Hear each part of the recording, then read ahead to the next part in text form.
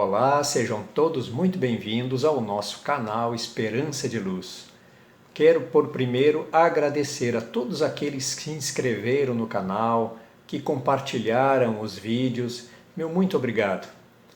O vídeo de hoje nos traz uma temática que diz respeito a nossas questões internas, mas também muito às nossas questões externas.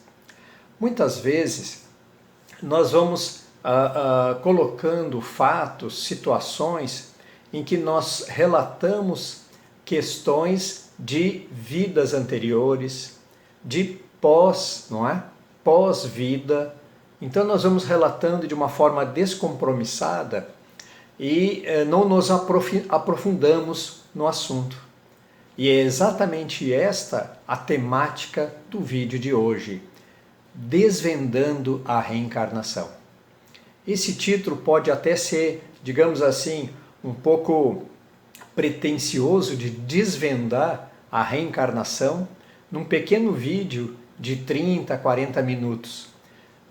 Eu vou procurar, durante esse desenrolar, abordar vários temas, várias partes desse tema sobre a reencarnação, para trazer alguma informação, algum conhecimento de acordo com o meu conhecimento, com as minhas pesquisas.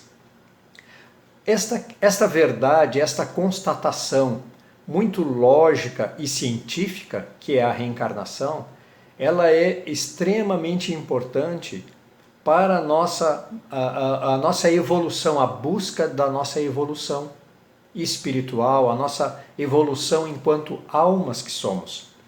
Esse constante ir e vir do mundo espiritual para o mundo material, aqui na matéria, é exatamente ele que vai fazendo com que a gente evolua.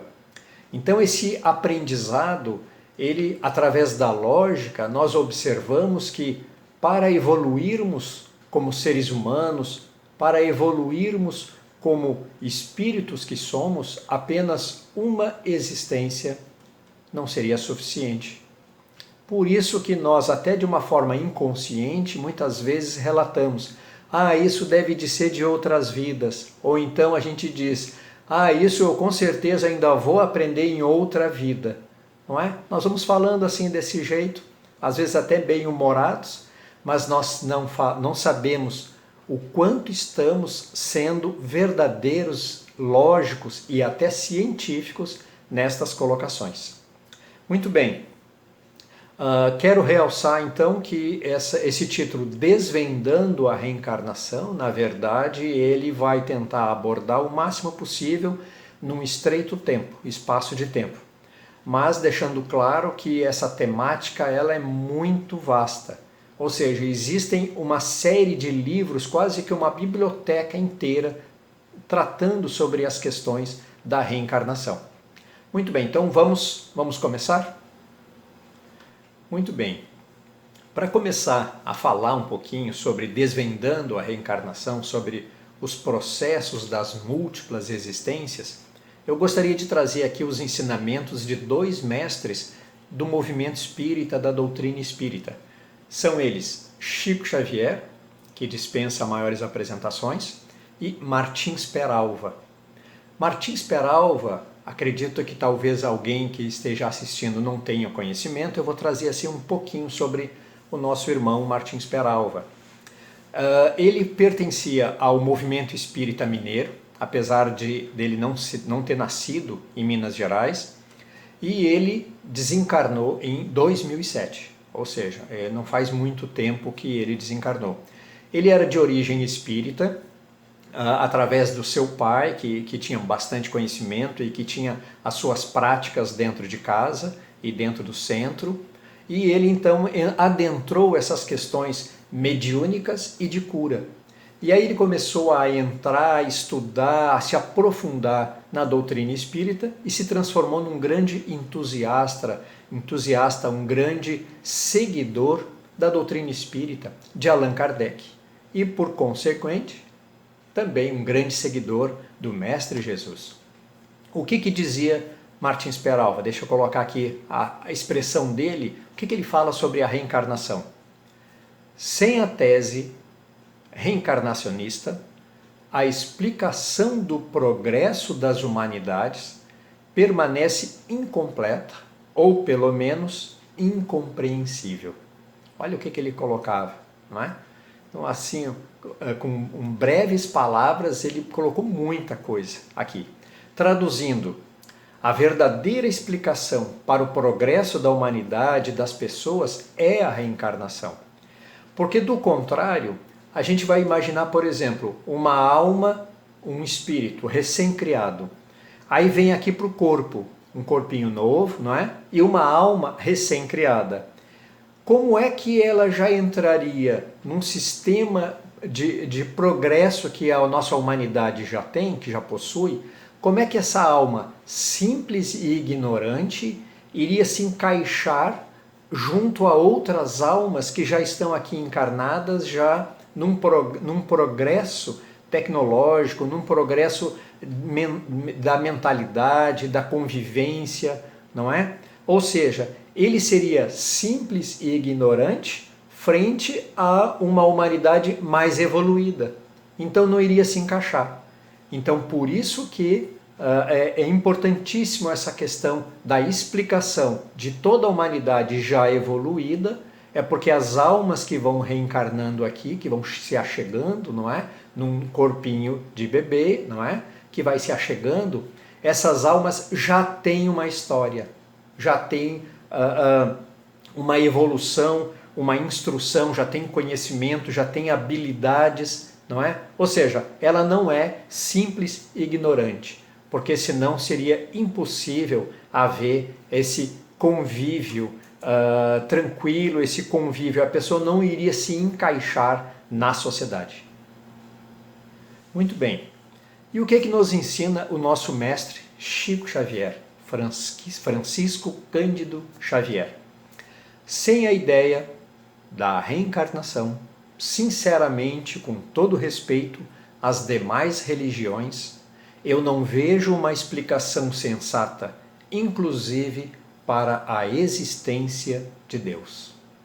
Olha, forte o que o nosso Chico colocou aqui, frente às pessoas que relutam na crença, na aceitação do processo das vidas sucessivas, como uma explicação lógica, não é? E que traz premente, traz assim, de uma forma bastante clara, a reencarnação nos traz a presença da justiça de Deus, da justiça divina. Então, a palavra-chave que Chico nos traz aqui seria a justiça divina. Porque como iríamos entender a justiça divina sem a ideia da reencarnação, se nós, por exemplo, pegarmos aquilo que a gente sempre fala dentro das casas, nos estudos, duas crianças, uma que nasceu numa situação bastante simples, bastante modesta, passando necessidades, muitas vezes com alguma imperfeição física, alguma imperfeição mental, passando as suas necessidades, as suas dificuldades, sem recursos, às vezes sem uma família ou uma família desregrada, e outra criança nascendo num local, digamos assim, mais abastado, não faltando nada de alimento, de abrigo, depois a instrução, uma família mais unida, mais amorosa. Aí nós começamos a pensar assim, como pode duas almas que nasceram aqui na Terra terem realidades tão diferentes? A única explicação lógica é a justiça divina. Então, por isso que nós temos que nos ater à lógica e à ciência, que são dois pilares do movimento da doutrina dos espíritos, sendo que o terceiro é a ciência, lógica e religião, não é? A religiosidade, melhor dizendo. Muito bem. Então vamos iniciar os nossos estudos em duas partes. Primeira, a encarnação, encarnar. E a segunda, a desencarnação, o desencarnar, que é para a gente poder se situar. Então, nós vamos fazer aqui um divisor de água. O momento que chega e depois o momento que parte desse momento em que nós estamos aqui encarnados, nessa escola da vida, nessa escola terrena. O que é encarnação, então? Resposta. é o mecanismo básico pelo qual o indivíduo evolui. Atinge o espírito e também o corpo biológico. Muitas vezes a gente nem se dá conta de que o corpo biológico também evolui de acordo com a evolução da humanidade, de acordo com os processos das vidas sucessivas. O corpo também vai se aperfeiçoando, não é apenas, nós enquanto alma, enquanto espíritos que somos. Jamais devemos ignorar que a evolução do corpo físico, além da espiritual, ocorre nesse processo das reencarnações. Por quê? Devido ao corpo físico ser um reflexo do corpo espiritual. Eu ainda não falei sobre questões de corpo espiritual, ainda vou falar mais na frente. Como eu disse no vídeo anterior, tem que ser passo a passo esse aprendizado, não é? Então nós temos o corpo físico, digamos assim, e o corpo espiritual, ou nós, traduzindo de uma forma mais simples, nós enquanto espíritos. Então nós enquanto espíritos, encaixados num corpo físico, quando a gente evolui espiritualmente, nós levamos junto o nosso corpo biológico. E ele é um reflexo, tanto na saúde, quanto nas enfermidades. Mas isso é uma coisa que a gente ainda vai ver mais para frente. Muito bem. André Luiz, aquele nosso grande escritor de muitas obras que foram psicografadas por Chico Xavier, na sua obra Missionários da Luz, esclarece que a encarnação se inicia na fecundação, do óvulo lá, a fecundação, na barriga da mamãe, e termina aos 7 anos de vida, já da criança com 7 anos, não é? Ou seja, na psicologia, na nossa psicologia, digamos assim, moderna, as crianças por volta de 7 a 8 anos é uma idade em que começam a despertar as questões da personalidade, ou já começando a se delinear, se formatando a nossa personalidade. É o momento dessa construção da base da personalidade que vai nos acompanhar até a vida adulta, a madureza, não é? Até sermos idosos, vai nos acompanhando. Então veja o quanto que é importante esses momentos que abrange esse início da reencarnação, esse processo, não é? Que inicia na fecundação e termina aos 7 anos. Eu vou detalhar mais um pouquinho. Muito bem. Devemos alertar de que a encarnação, em primeiro lugar, não é uma situação assim de limite. A partir daqui é encarnação. Não. A encarnação ela é um processo. Como eu falei agora há pouco no quadro anterior. Ou seja, não existe um limite para esse período, não é? O que acontece? Existe esse processo que vai desde o zigoto, não é? Eu busquei aqui da biologia. O zigoto, aí depois a mórula, depois a blástula, depois o feto e aí o nascimento. E vai até os 7 anos de idade. Na natureza, como a gente vai observando, a natureza nunca dá saltos. Tudo são processos. Muitas vezes de muito tempo, como a gente diz, muitos de milhares de anos. Mas tudo são processos. Então, o momento, esse período da encarnação, ele também não é uma coisa assim, um divisor, que a partir daqui é e depois não é, ou antes não é, não é? Então, nós temos que ter essa ideia sobre período, sobre processos, sempre. Porque da outra forma, quando nós, no outro lado, no caso, quando a gente for desencarnar, também é um processo, mas nós já vamos chegar lá. Muito bem. Agora eu gostaria de colocar uma questão do Livro dos Espíritos, publicado por Allan Kardec, em 1857. É o Livro dos Espíritos. Esse livro, ele foi assim, a raiz, o tronco que originou digamos assim, que a gente pode chamar a árvore, que são as outras obras. E esse conjunto de obras nós chamamos de Pentateuco Kardeciano, que é o Livro dos Espíritos, aí nós temos o Livro dos Médiuns, aí nós temos o Evangelho segundo o Espiritismo, não é? Vamos lá, o Livro dos Espíritos, Livro dos Médiuns, o Evangelho segundo o Espiritismo, aí nós temos Céu e Inferno e a Gênese. Então a gente vai vendo que quando a gente começa a alcançar o estudo dessas 5 obras, a gente vai avançando, vai evoluindo muito em termos desse conhecimento que a gente está falando aqui, do mundo espiritual. Muito bem. O que diz Allan Kardec? Não podemos esquecer que o espírito, agora chamado de alma, lembra que eu tinha falado? No mundo espiritual nós somos chamados espíritos. Quando encarnamos naquele corpinho de nenê, na barriga de nossa mamãe, não é? Agora nós passamos a chamar de alma. Essa é a diferença. Muito bem. Então agora chamado alma, está em processo de ajustamento de uma nova forma física, um corpo de carne. Até então ele se encontrava no mundo espiritual. Então é necessário que haja ajustes de vibração e energia. Isso é muito importante que a gente tenha esse conhecimento, porque são vibrações, são energias diferentes. Nós, enquanto no nosso estágio de espíritos, não é? E, digamos assim, com a matéria quintessenciada, imaterial, e a matéria física, o corpo físico, não é? Então esse ajustamento ele precisa de um tempo para esse ajuste, por isso esse processo, por isso esse período necessário.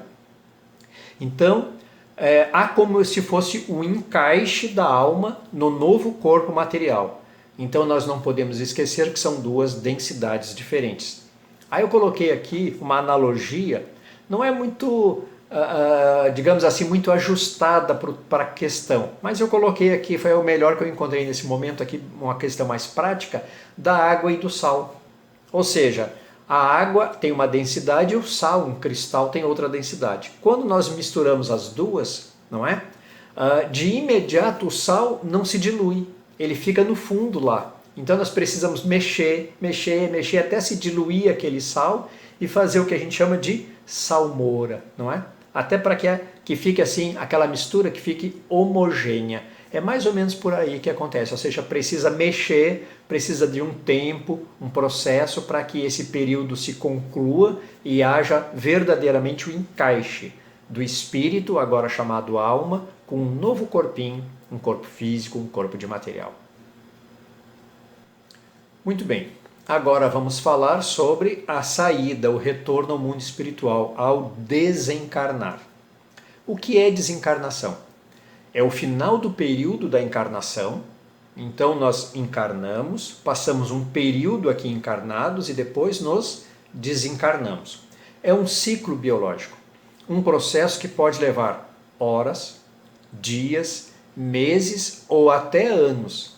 E dizem alguns autores que podem levar até séculos. Olha que coisa terrível, não é? O que acontece com isso? Depende muito da quantidade de fluido vital do espírito, né, do corpo físico, e do apego do espírito ao corpo físico. Então, são 2 situações para que vai delongar esse período de saída, de desencarne. Vai ser a energia vital do corpo físico e a vontade do espírito em permanecer grudado ou querer sair, querer se desvencilhar para iniciar uma nova estrada já de regresso no mundo espiritual. Então, o apego vai ser causa desse tempo e a energia vital.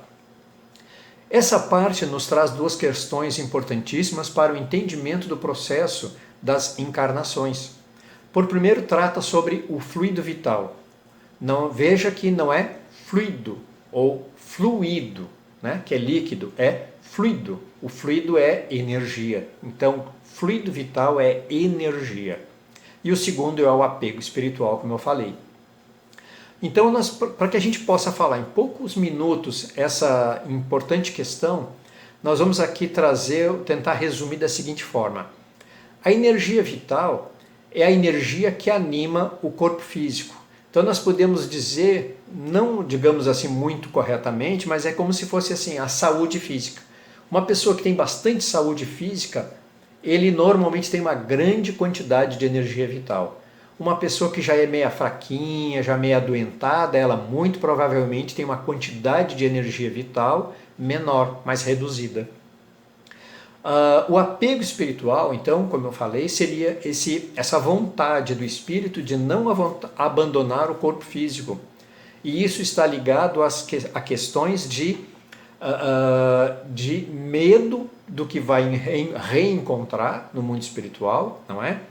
E muitas vezes o apego de não querer deixar questões materiais que estão aqui na Terra, inclusive como bens, títulos, família, ou seja, um monte de situação pode fazer com que a pessoa equivocadamente, achando que se ela ficar grudada no corpo físico, já em decomposição, não é? Já num campo santo, né? Num cemitério em decomposição, como se ela não fosse perder aquelas coisas, sendo que a gente nunca é proprietário de nada. Lembra dos outros vídeos? Nós somos fiéis depositários, sempre. Temos que ter na nossa mente sempre essas questões. Nós somos fiéis depositários dos bens, das coisas materiais, físicas aqui na Terra, e nós não somos daqui.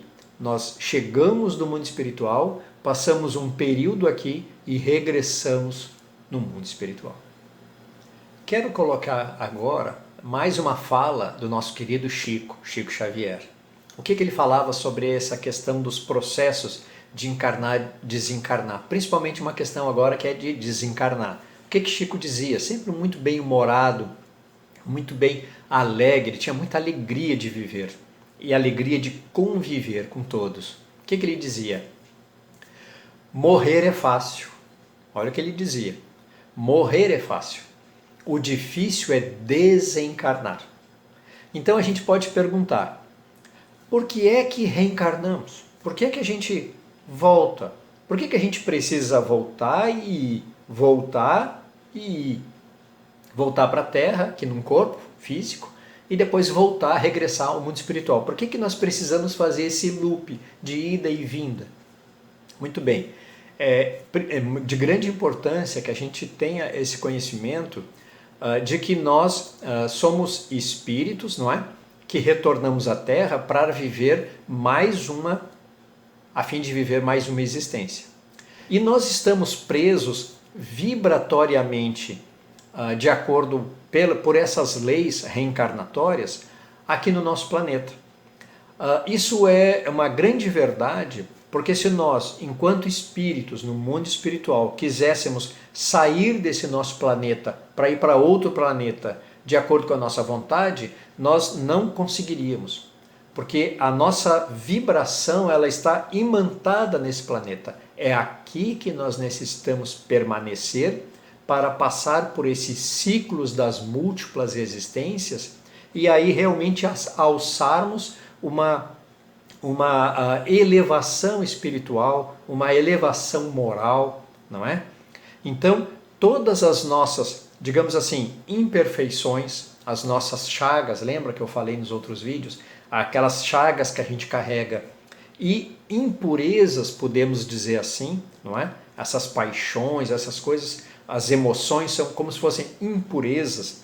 Nós precisamos nos elevar espiritualmente, retirando de nós as chagas e o descontrole emocional, ou seja, as imperfeições e as impurezas. Somente assim iremos nos elevar, que é o nosso objetivo aqui na Terra. Muito bem. Essa tarefa, como eu falei, de purificação, da gente se purificar, precisa ser realizada aqui materializado aqui na Terra, aqui na crosta, materializado numa encarnação.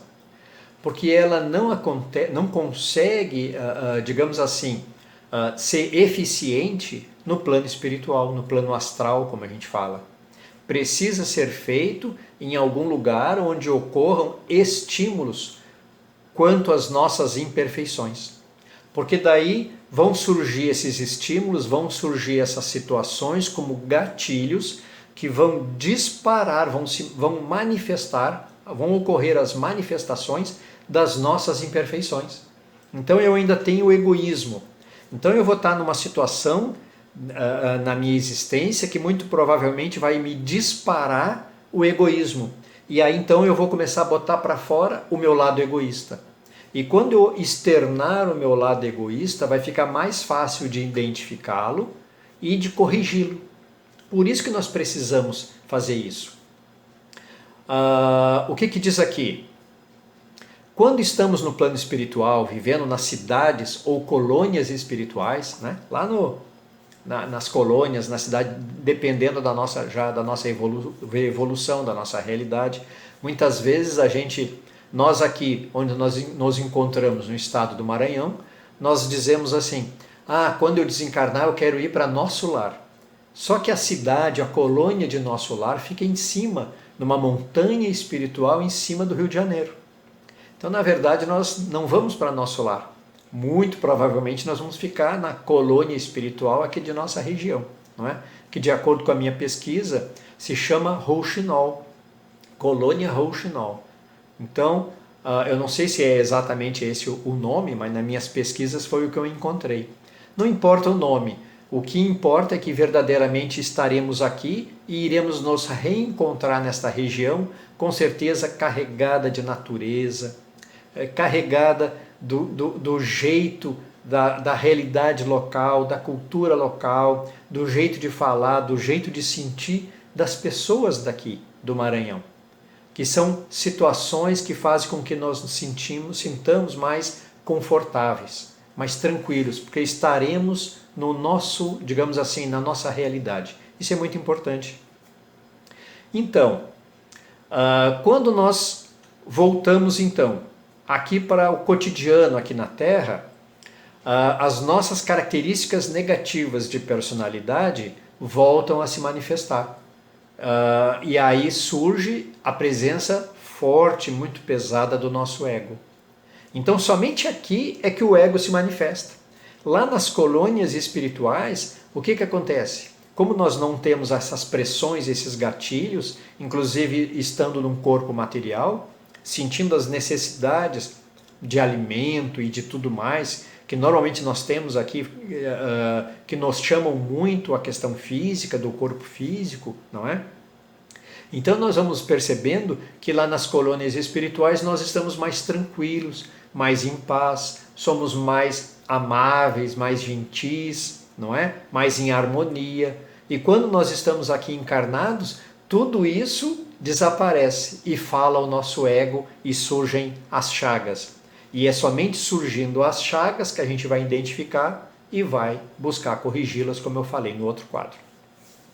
As reencarnações obedecem mecanismos preciosos de justiça. Olha como falou lá o nosso querido Chico, não é? Como ele falou, inclusive pode haver a dúvida da existência de Deus sem a reencarnação, não é? É a justiça divina. Muito bem. Então, os processos de reencarnação, eles estão ao encargo de entidades de elevada sabedoria. Eles que lá nas colônias, nas cidades espirituais, é que fazem as programações reencarnatórias. Eles têm, como nós falamos, as fichas kármicas de cada alma, de cada espírito.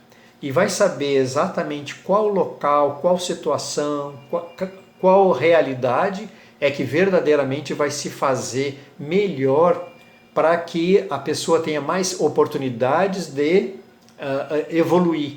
E também de que surjam, não é? Que brotem essas nossas chagas, essas nossas imperfeições. E dentro desse ambiente familiar onde nós estamos é o melhor local para que a gente possa despertar e buscar corrigir e evoluir. Muito bem. Valendo-se então desse registro, dessa ficha kármica, os benfeitores organizam o máximo de cuidado, com o máximo cuidado e competência, o plano reencarnacionista de cada ser humano.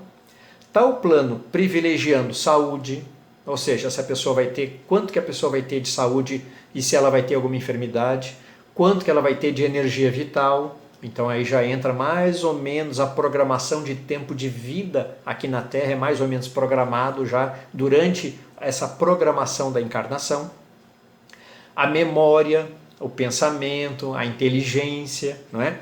Disponibilidade material, ou seja, se a família vai ser mais abastada ou mais modesta.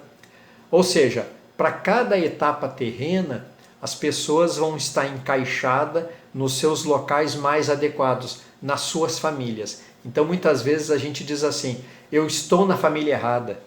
Esse pai, essa mãe não deveria ser meu, deveria ser aquele e aquela aquele amigo, aquela amiga que tinha que ser meu irmão, minha irmã, né? Nós sempre reclamamos de nossas famílias, mas tenham certeza, nós estamos no local mais adequado para que a gente possa realmente evoluir enquanto ser humano. Muito bem, eu quero falar agora um pouquinho sobre duas vertentes, dois fundamentos aonde se baseia essa ficha kármica para a colocação da pessoa no momento da sua reencarnação. Então, essas duas vertentes se baseiam em merecimento individual e resgate perante as leis morais.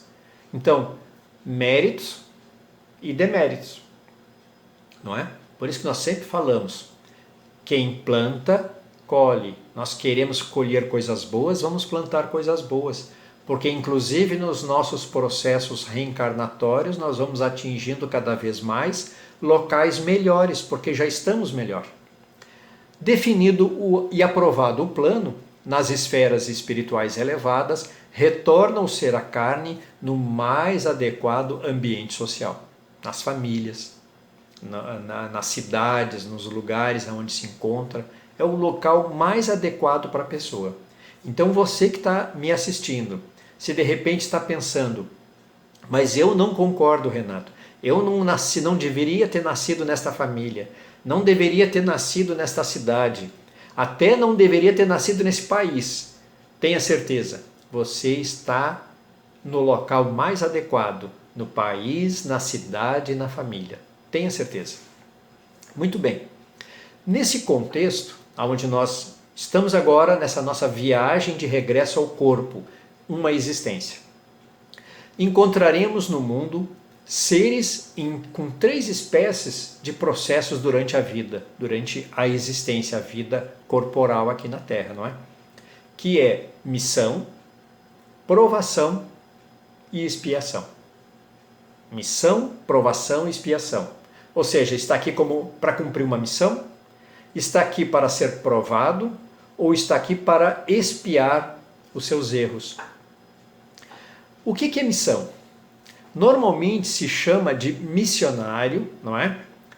Quem tem grande encargo benemérito junto à humanidade. Então, quando a gente fala sobre missionários, nós falamos aqui Chico Xavier, as nossas duas grandes irmãs católicas, não é? Madre Teresa de Calcutá e Irmã Dulce, aqui da nossa Salvador, não é? São duas irmãs missionárias contemporâneas que se encontraram algumas vezes, não é? Muito meritório o trabalho dessas duas irmãs missionárias. Pode ser uma missão mais circunscrita, como por exemplo da família. Então nós temos a missão de mãe, a mãe que cuida dos seus filhos, não é uma missão? Ela não é uma missionária também? Também. O pai, não é? O pai, né? O pai que está junto ali com o filho, com a filha, não é? Esse pai mesmo, né? Ele também é um missionário. Em outras situações, de acordo com cada realidade, de cada convivência, vai se salientando as missões. E vão surgindo devagarzinho os sinais e que a gente vai descobrindo, inclusive os nossos talentos. Bom, nós temos, de repente a gente pensa assim, nossa, eu não sabia que eu tinha esse talento, como eu me encaixo nesse talento, nessa atividade, aonde com essa atividade eu posso auxiliar a tantas pessoas, não é? Então se essa pessoa está tendo uma atividade que auxilia a muitas, de acordo com os princípios cristãos, ela também não é uma pessoa missionária? Com certeza. Bom, muito bem. O segundo ponto, que é provação, as provas, ser colocado à prova. É ser colocado justamente em uma situação que prove as pessoas. Geralmente é recebida por alguém a fim de determinar se ela já possui condições de vencer essas dificuldades sociais, em família, não é? E se é capaz de resolver a contento aquela situação. Então ela é colocada à prova para ver se ela aprendeu a lição, porque a lição ela já sabia. Então toda pessoa que é colocada à prova é porque ela já sabia a lição. Ela pode ser uma pessoa repetente. Lembra da escola? Ou seja, a pessoa sabe que dali no final do mês tem a prova. Então ela fica estudando para quando chegar na hora da prova ela tirar com louvor, não é? Passar por aquela prova. Mas se a pessoa não estudar, se a pessoa vê as coisas passando na frente da sua vida, nos seus olhos e não dá importância e não quer aprender nada, não quer mudar, aí quando chega na hora da prova ela não sabe nada, aí ela reprova. A diferença é que na reprovação ela não vai, de repente, lá para trás, em outros estágios lá para trás, como na escola. Se nós estamos da terceira para a quarta série e reprovamos, nós voltamos para a segunda série? Não, nós permanecemos na terceira série. Olha como as coisas se encaixam. Então, através desses processos de prova, é que nós vamos galgando méritos por já termos, ou seja, feito o dever de casa, estudado, aprendido, não é? Termos esse conhecimento, colocando em prática, já nos aperfeiçoando e passamos pela prova. Então nós angariamos méritos e passaremos para outras provas, porque por essas a gente já liquidou, como se diz, né? Já passou por elas. Que todos nós possamos, de acordo com as nossas provas nesta existência, ter esse pensamento. Vamos fazer o nosso dever de casa para que possamos passar por todas as provas nessa existência e que na próxima a gente esteja numa situação bem melhor, todos nós. Muito bem, falamos sobre a missão, falamos sobre a provação, agora vamos falar sobre a expiação. O que é? É o resultado do mau procedimento do indivíduo perante as leis de Deus. A sua má atitude, o seu mau andamento do seu pensamento, das suas emoções e sentimentos, das suas atitudes, não é? Deixando o ego falar mais alto. Então, se rompe, se macula essas leis de Deus que estão escritas em nossa consciência. Funciona mais como uma corrigenda à expiação do que como um castigo. Por isso que a gente diz que a espiritualidade maior jamais castiga, aplica um castigo na pessoa. Ou Deus castiga, jamais, jamais. Nunca foi esse o entendimento. Muito bem. Podemos deduzir, então, que uma pessoa é culpada diante de sua consciência e de Deus porque ela pode ter cometido os seus erros, os seus pecados, né? Falo assim pecados, porque nós traduzindo aqui nós vamos colocar como erros, é uma palavra mais atual. Cometeu desatinos, não é? E que ele pode vir a expiar esses erros nessa existência ou em existências futuras. Isso é muito importante, porque nessa nossa lavoura diária das nossas atitudes, o que a gente vem plantando, nós podemos colher nessa existência já, ou podemos colher em existências futuras. Não só as coisas boas, mas as coisas também ruins que fazemos. Então nós podemos ainda nessa existência colher uma consequência ruim em nossa vida, mas também podemos colher alguma coisa ruim lá na frente em outras existências. Olha a responsabilidade, o cuidado que nós temos que ter frente a esta realidade. Muito bem. Gostaria de falar agora a respeito das condições de se reparar, da reparação desses erros. Lembram daquela máxima de Paulo de Tarso que eu já falei em outro vídeo? Um ato de amor cobre uma multidão de pecados, não é? Então nós vamos trocar aqui a palavra pecado por erros, não é? Então atos de amor que a gente comece a praticar ainda nessa existência, hoje, agora, atos de amor, vão começando a cobrir vários atos de erro que a gente tenha cometido. Olha como essa informação é importantíssima.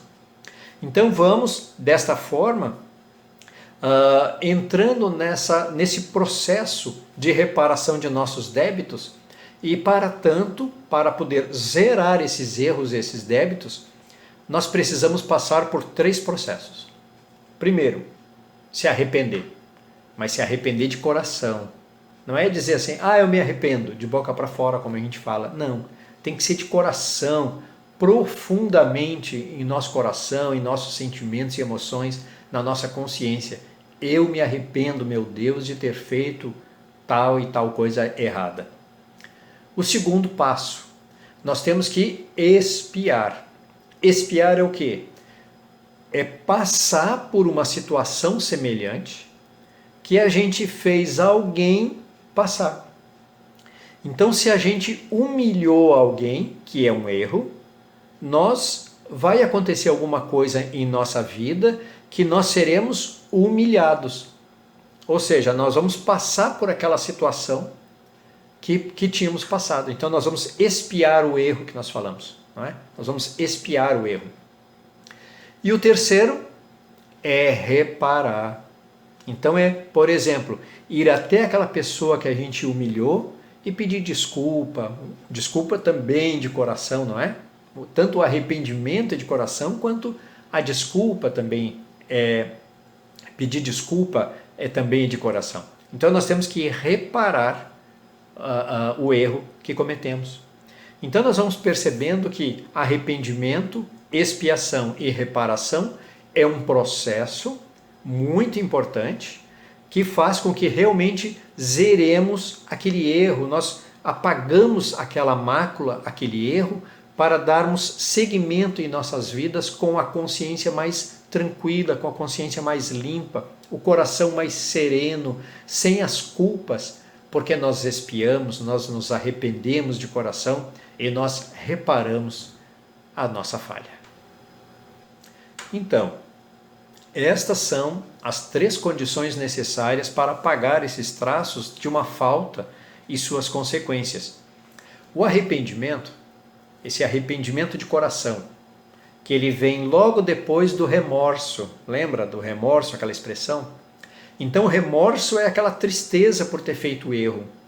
Então, mas o remorso por si só não é produtivo. Quase que não leva a lugar nenhum. O lugar que deve de levar, isto sim, o remorso, é ao arrependimento. Arrepender-se é um compromisso de não errar mais. Olha a importância de arrependimento. Muitas vezes a gente fala, tu te arrepende? Me arrependo. Mas verdadeiramente se arrepende? Porque se arrepender significa um compromisso frente à nossa consciência e frente a Deus de não errar mais. Olha como é importante o arrependimento. Então, um arrependimento de coração que trabalha a nossa consciência suaviza os traços da expiação. Então, quando a gente modifica a nossa vibração, nosso padrão vibratório de nossas emoções, de nossos sentimentos, não é? Ligados à nossa consciência, nós vamos expiar, vamos passar por situações de expiação de uma forma mais branda, de uma forma mais tranquila, porque teremos consciência que estamos reparando aquele erro. Então nós verdadeiramente nos arrependemos. Abrindo pela esperança o caminho da reabilitação. Entretanto, apenas a reparação pode anular o efeito, destruindo-lhe a causa. Então, o erro, que é a causa, gera uma consequência. E para te apagar essa consequência, tu tem que apagar a causa. E apagar a causa é se arrepender, expiar e, principalmente, reparar o erro. Do contrário, o perdão seria uma graça e não uma anulação. Então não adianta a gente chegar para Deus e dizer assim, me perdoa, meu Deus, me perdoa por eu ter errado, por eu ter pecado. E aí, depois dessa prece simples, singela, a pessoa pode achar que está tudo reparado e não está. Então veja, a justiça de Deus nos processos reencarnatórios abrange também esses processos, essas questões. Então nós temos que ter muito presentes em nós. Nós sempre seremos responsáveis pelas nossas ações. Sempre, nada pode ser apagado se nós não passarmos por esses 3 processos. Arrependimento, expiar e reparar, agir, não é? Buscando reparar o erro. Muito bem, então, para encerrar essa singela apresentação sobre esses processos das múltiplas existências, o processo da encarnação e da desencarnação, o processo da reencarnação, que nós chamamos da filosofia reencarnacionista, que não só a doutrina espírita adota, mas lá no Oriente, quase todas têm convicções dos processos reencarnatórios. Para encerrar, eu gostaria de falar sobre um tema que muitas vezes se fala de uma forma também descompromissada, sobre reencarnar como animais. E tem um nome técnico para isso, se chama metempsicose. Então, quando se fala metempsicose, já sabe, é o processo, é uma filosofia que diz, que prega, que a pessoa pode reencarnar como animal. Mas o que fala o mestre lyonês Allan Kardec? Lá em 1857, quando ele publicou, a 18 de abril, o Livro dos Espíritos. O que leciona o mestre lyonês? É que a volta de um ser humano que já passou por muitas existências, já há muito custo, há muitas dores, cresceu e evoluiu. Como é que ele, no desencarnar, depois no seu processo reencarnatório, voltará no corpinho físico de um animal irracional? Qual seria o objetivo? Qual seria a utilidade dessa reencarnação? Aonde que faria com que aquele espírito, aquela alma, evoluísse mais um pouquinho, reencarnando como um animal irracional? Então, a doutrina espírita, ela diz que esse processo é impossível, porque não teria lógica, porque aí nós iríamos admitir que o processo reencarnatório faz com que possibilita com que a pessoa pudesse retroagir lá para trás e não ou avançar ou pelo menos parar no meio do caminho onde estava. Mas retroagir não tem lógica nenhuma. Então, o entendimento da doutrina espírita de Allan Kardec, o entendimento colocado pelos espíritos de escola que assessoraram o mestre lyonês, colocam assim de uma forma muito lúcida, de uma forma muito clara, de uma forma muito lógica. É improdutivo, é ilógico, é impossível. Muito bem, o espírito de um homem jamais pode reencarnar em um reino inferior, num reino animal. A cada reencarnação, o espírito está em melhores condições do que na anterior. Tal é a lei divina do progresso, que é a evolução. Então podemos apenas estacionar, mas jamais retroagir. Esta forma realmente não traria nada de produtivo, nada realmente não traria um benefício ao processo reencarnatório. Muito bem, Allan Kardec levava tão a sério esses ensinamentos que colocou uma inscrição, ele pediu, organizou, para que quando ele morresse, do seu corpo físico, não é? Porque quando ele desencarnasse, que ele fosse enterrado e que no seu túmulo fosse colocado um dolmen druida. Essa é uma outra história, não é? Que daria até para fazer mais uma apresentação. É um dolmen druida, não é? Lá no cemitério francês, lá em Paris, no cemitério, famoso cemitério de Père Lachaise, onde tem grandes personalidades enterradas, grandes físicos, artistas, poetas, pessoas de todas as áreas, reis, rainhas, princesas, enfim. E o nosso mestre lyonês está lá enterrado. E lá em cima, nesse dome, está escrito na pedra essa expressão que com certeza muitos já ouviram: nascer, morrer, renascer ainda e progredir sem cessar. Esta é a lei. Essa certeza foi o seu maior legado para toda a humanidade. Então, até hoje, todos repetem muitas vezes dentro das casas espíritas, numa palestra, no meio dos estudos, esta expressão: nascer, morrer, renascer e progredir sempre sem cessar. Esta é a lei. Muito bem, então quero agradecer mais uma vez aqui por terem assistido a este vídeo, a esta apresentação. Espero que ela possa elucidar, tirar algumas dúvidas, trazer algum conhecimento que possa ser útil a todos aqui que assistem. E mais uma vez também quero colocar que esse assunto não se encerra aqui. O estudo dos processos reencarnatórios, ele é muito vasto, muito amplo, e também nós ainda enquanto humanidades, nós não temos todas as informações ainda, elas ainda não chegaram todas. Porque, como eu falei, nada dá saltos. Na natureza tudo vai por processos, calma, passo a passo, não é? Então, os conhecimentos do mundo espiritual até hoje continuam chegando a todos nós. Ele não se encerrou. Essa é que é a grande verdade. Nós não podemos nunca imaginar que sabemos tudo, que já está tudo posto. Nós estamos ainda em processo de evolução, em processo de aprendizado. Todos nós. Muito bem, então quero agradecer mais uma vez por terem assistido ao vídeo.